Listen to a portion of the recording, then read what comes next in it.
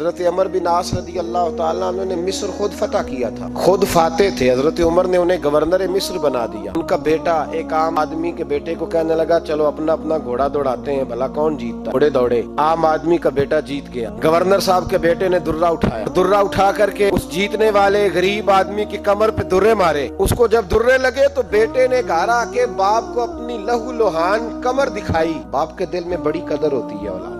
درجے تو لوگ ماں کے بیان کرتے رہتے ہیں، لیکن جتنا باپ پیار کرتا ہے اس کا بھی تقاضا کوئی کر نہیں سکتا۔ والد نے جب دیکھا نا لہو لہان ہے گردن، تو والد چیخے، روئے، اور پھر پتہ نہیں اگلے 1.5 منٹ میں اس بچے کے والد کو کیا ہوا، اس نے آنسو پونچھے اور بیٹے کو کہنے لگا میرے گھوڑے کے پیچھے بیٹھ۔ کہا کدھر جانا ہے؟ فرمانے لگے یہ ظلم کا دور نہیں، یہ عمر کا دور ہے۔ ہاں ایسی بات ہے کوئی جو مرضی کر جائے؟ بیٹھ میرے گھوڑے پہ۔ آدھی رات کے وقت پہنچے مدینے، اور باہر جا کے وہ آدمی پکارنے لگے، کہنے لگے عمر باہر آؤ، نکلو خوابگاہ سے۔ جب غریبوں پہ ظلم ہو تو پھر حکمرانوں کو سونے کی اجازت نہیں ہوا کرتی، باہر آؤ۔ فاروق اعظم آدھی رات کو اٹھ کے آیا، کیا ہوا؟ عمر دیکھ یہ بیٹا جو میں نے اپنے منہ کے نوالے کھلا کھلا کے پالا ہے، ذرا میرے لال کی پشت دیکھ، تیرے دور حکومت میں یہ حال ہوگا۔ حضرت فاروق اعظم نے کہا جاؤ بلا کے لاؤ فاتح مصر کو۔ حضرت عمر بن عاص بیٹے سمیت آئے۔ جناب فاروق اعظم فرمانے لگے مجمع میں کھڑا کر کے، فرمایا کیوں مارا تو نے اس کو؟ گردن جھک گئی۔ فرمایا تو گورنر کا بیٹا تھا اس لیے مارا ہے؟ اس غریب آدمی کے بچے کو کہا درے پکڑ اور گورنر کے بیٹے کو اس کے سامنے مار، اور اتنے مار کے اسے سمجھ آئے۔ اس کو درے لگ رہے تھے تو لوگ دیکھ رہے تھے۔ تھوڑی دیر گزری تو حضرت سیدنا عمر فاروق رضی اللہ تعالیٰ عنہ نے فرمایا گورنر مصر کو بھی سزا دو، اس کے کپڑے اتروا کے اسے ٹاٹ کا لباس پہناؤ۔ لوگ کہنے لگے حضور گورنر صاحب کی کیا غلطی؟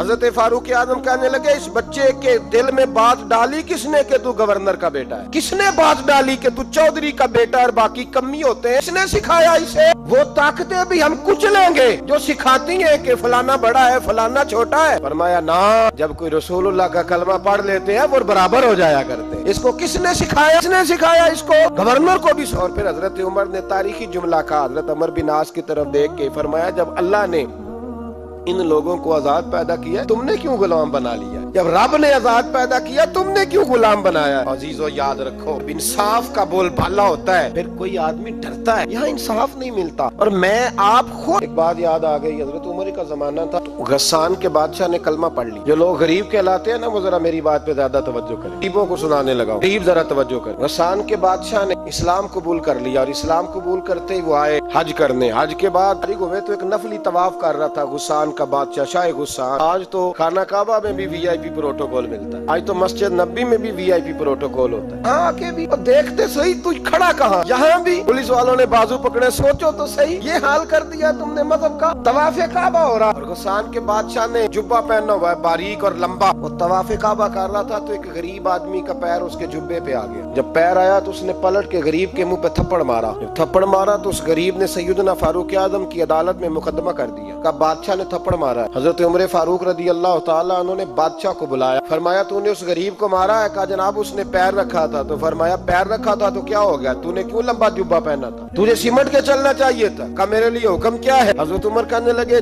یہاں اسے رات میں راضی کر لے، ورنہ صبح اسی جگہ اسی کونے میں کعبہ کے سائے میں وہ غریب تیرے منہ پہ تھپڑ مارے گا اور تجھے تھپڑ کھانا پڑے گا۔ غریبوں سنو، ساری رات وہ غسان کا بادشاہ غریب کی منت کرتا رہا تو راضی ہو جا۔ غریبوں تم سے شکوہ ہے، تم 2-4 لاکھ میں راضی ہو جاتے ہو۔ غریبوں تم سے شکوہ ہے، تم انصاف ہونے نہیں دیتے۔ غریبوں تم تھوڑی تھوڑی بات پہ مطمئن ہو جاتے ہو، تھوڑی تھوڑی بات۔ جتنے غریب تن ہے آسوں سے دور دور، اتنی ہی چادریں میں مزاروں سے چھین لوں، اور جتنے غریب گھر ہے اجالوں سے دور دور، اتنی ہی روشنی میں ستاروں سے چھین لوں۔ اتنی تو ہمتیں ہو میری کم سے کم بلند، شاہوں کے تاج فخر اشاروں سے چھین لوں۔ تمہاری زیادتی ہے، تم نے ظلم پروان چڑھایا ہے۔ جب تم چودھری کے کہنے پر ایم این اے کے کہنے پہ راضی ہو جاتے ہو، انصاف ہونے نہیں دیتے۔ ڈٹنا سیکھو، کھڑے ہونا سیکھو۔ اب اسے کہا نا راضی ہو جا، تو وہ غریب کہنے لگا میں راضی ہو جاؤں اور کل تو کسی اور کو بھی تھپڑ مارے؟ فرمایا جتنی تیرے پاس دولت ہے لا کے قدموں میں رکھ۔ ہم دولتوں کی پرواہ اس لیے نہیں کرتے کہ ہم نے محمد عربی کا چہرہ دیکھا ہوا हुआ है। अब मेरी निगाहों में जचता नहीं कोई, इसलिए कि जैसे मेरे महबूब है वैसा लेना छोड़ दो। तुम असर बड़ा लेते हो, हाँ तुम्हारे ऊपर चीजें असर अंदाज होती हैं, इसलिए इंसाफ नहीं हो। डटना सीखो, बड़े होना सीखो। जो भाई डट जाता है ना वो बड़े कमाल कर जाया करता है। सारी रात मनाता रहा। हजरत उमर से कहने लगा वो नहीं मानता, तो जनाब उमर कहने लगे फिर तैयारी कर, हम बादशाह नहीं देखेंगे, दौलत नहीं देखेंगे, हम रसूलुल्लाह का दीन देखेंगे, हम नबी पाक का निजाम देखेंगे। बादशाह रात को दौड़ गया, भाग गया, जाके ईसाई हो गया। लोगों ने कहा इतना कीमती आदमी उमर ने जाया कर दिया। फरमाया चुप करो, मैंने कोई चीज जाया नहीं की, मैंने तो अपने रसूल का दीन बचा लिया है, कोई शायद जाया नहीं हुई। मैं फिर कहूंगा इस अदल के नुकसान में हर आदमी बराबर का शरीक है।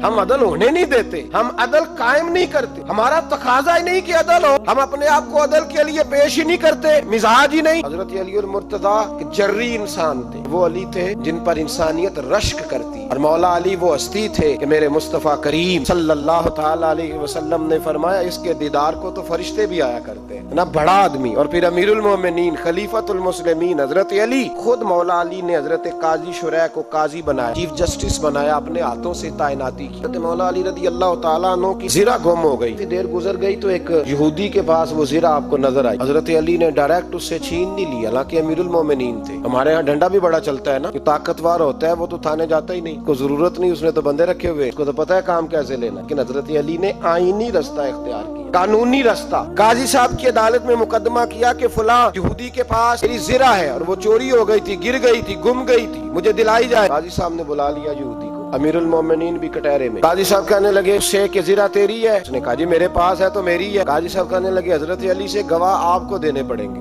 मुकदमा आपने किया है, अगरचे वो अमीरुल मोमिनीन है, गवाह अमीरुल मोमिनीन आपने देने हैं, क्योंकि मुकदमा आपने दायर किया है। तो हजरत अली कहने लगे मेरा बेटा हसन गवाही देगा कि मेरी है, मेरा गुलाम कंबर गवाही देगा। काजी साहब कहने लगे हुजूर इनकी गवाही दुरुस्त तो है पर मैं नहीं तस्लीम करता, इसलिए कि बेटे तो बाप के हक में बोला ही करते हैं, नौकर तो आकाओं के हक में बोलते ही हैं, चाहे कोई गैर जानबदार बंदा लेके आए जो गवाही दे। तो हजरत अली खामोश हो गए, कहने लगे अभी मेरे पास ऐसा कोई गवाह नहीं। काजी साहब कहने लगे चलें फिर आप यहूदी को राजी करें, आपने क्यों बिला वजह घसीटा अदालत में, राजी करें, इंसाफ का तकाजा है। हजरत अली करीब गए, कहने लगे भैया नाराज ना होना, ज़िरा तो मेरी है, नाराज ना होना, मैंने गलत मुकदमा नहीं किया, अलहदा बात है कि मेरे पास गवाह नहीं तो मैं कोई बेइंसाफी नहीं कर सकता, तू मेरे साथ चल, तुझे खजूरों का हलवा खिलाता हूँ ताकि तू राजी हो जाए। वो यहूदी कहने लगा मैंने काजी साहब का इंसाफ देखा और जनाबे अली का इंसाफ के लिए खड़ा होने देखा, मैं मौला अली के कदमों में बैठ गया। मैंने कहा अली जब तेरी ये शान है तो मोहम्मद अरबी का क्या मकाम होगा। मैंने कलमा पढ़ना शुरू कर दिया, देखे ना तकाजा पूरा किया हजरत अली ने। तो वो कहने लगा अली तेरे इंसाफ के रंग ने ना, जुमला याद रखना, कहने लगा यहूदी अली तेरे इंसाफ के इस रंग ने दिल से कुफर की मैल दूर कर दी,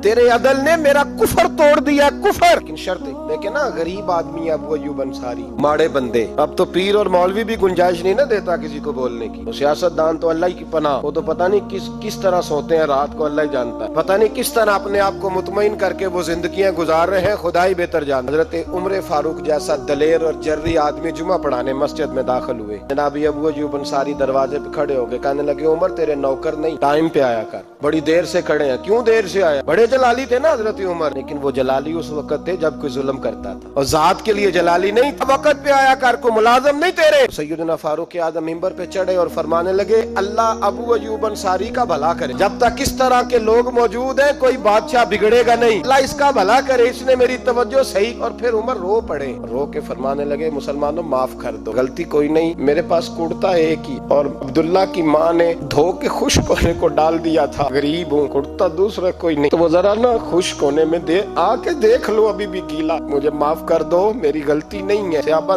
दर्द के साथ रोने लगे और कहने लगे अल्लाह इस तरह के हुक्मरान हमेशा अदा करता है। मेरे भाई इंसाफ का रंग तो दे, तकाज़ों को समझना, यहाँ किसी की जुर्रत है बोल सके, ताकत है किसी की, लेकिन उन्होंने अपने आप को पेश किया, हमने पेश किया अपने आप। ओ वाले गनीमत की चादरें बांट रही हैं, सबको एक एक मिली है। फारूक आजम जुमा पढ़ाने आए तो उसी चादर का कुर्ता, उसी की तामत, लोग खड़े हो गए, उमर बता तूने दो क्यों ली, ये इंसाफ है, ये अदल है, तू क्यों ली दो? तो हज़रत उमर कहने लगे मेरा बेटा जवाब देगा। अब्दुल्ला बिन उमर बोले, कहने लगे अब्बा जी के कपड़े बड़े पुराने हो गए थे, मैंने अपने हिस्से की भी अपने अब्बा जी को दे दी है। देखे ना ये इंसाफ मेरे नबी पाक ने किया है, अब्बा ने सीखा है, और आप तैयार नहीं, हम तैयार नहीं इंसाफ के, हमारा मिजाज नहीं इंसाफ का, हमें खुद बहुत सारा आगे पेश होके रंग दिखाना पड़ेगा, उसके लिए हमारी तैयारी नहीं, इसलिए हम हुक्मरानों को गाली दे के चुप कर जाते हैं। اس لیے ہم وکیلوں کے کہتے ہیں بکتے بڑا ہیں، جج بکتے، یہ باتیں کر کے ہم خاموش ہیں، ہم پیش نہیں کر پا رہے، ابھی تک ہم اپنے آپ کو کھڑا نہیں کر پا رہے کہ ہم سے مطالبہ کرو انصاف کا۔